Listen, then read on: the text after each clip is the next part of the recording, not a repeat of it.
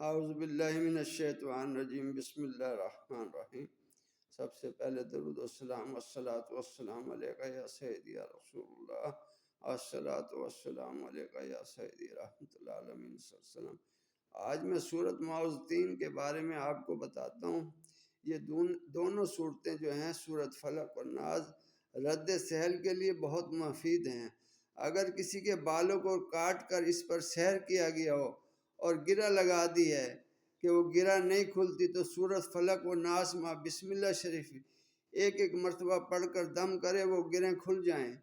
یہ عمل مجرب ہے اور اس کا نقش بچوں کو پہنانا مفید ہے اور اسیب سے حفاظت دیتا ہے۔ دوسرے اعمال پہلے ذکر کیا جا سکتا۔ سورۃ فلق دفع وسواس کے لیے بعد ہر نماز 13 بار پڑھنا مفید ہے، اور ہر اہم کام کے لیے ہر روز 30 مرتبہ پڑھنے سے وہ کام پورا ہوتا ہے، مفلسی و متحجی دور ہوتی ہے۔ سورۃ ناس اگر کسی کے گلے میں غدود ہیں، تلی اور گلے کے غدود ورم کے لیے مفید ہے۔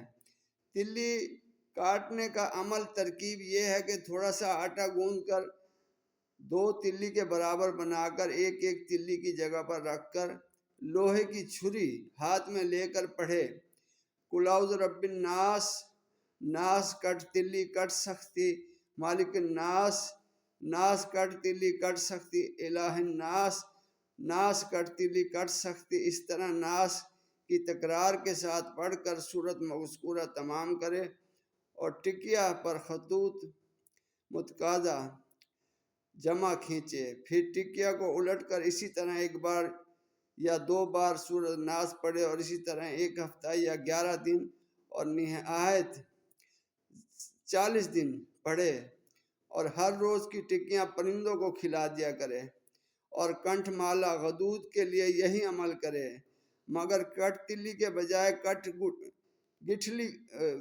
گٹھلی کٹ سختی پڑھے، اور آٹے کی ٹکیا کے بجائے مٹی کی ٹکیا بنائے اور اسے روزانہ جاری پانی میں بہا دے۔ انشاءاللہ مرض دور ہو جائے گا۔ دعا میں یاد رکھیں، اللہ پاک آپ کو آسانیاں دے، آسانیاں بانٹنے کی توفیق دے۔ یہ مجرب ہے گلے کے غدود اور تلی کے لیے اور گلے کے ٹونسز کے لیے۔ اگر پسند آئی ہو ویڈیو، لائک کریں، کامنٹ کریں، سبسکرائب کریں۔ السلام علیکم ورحمۃ اللہ وبرکاتہ۔